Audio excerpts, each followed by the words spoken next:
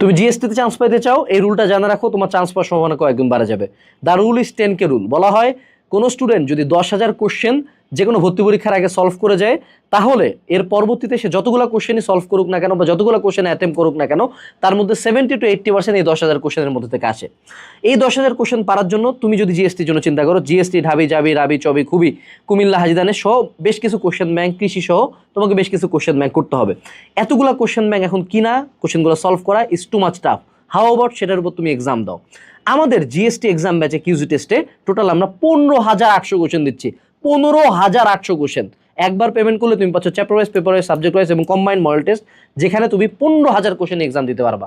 আমি জানি তোমার এখন ক্লাস করতে ভালো লাগে না, তুমি খুঁজতেছো কোথায় এক্সাম দিবা।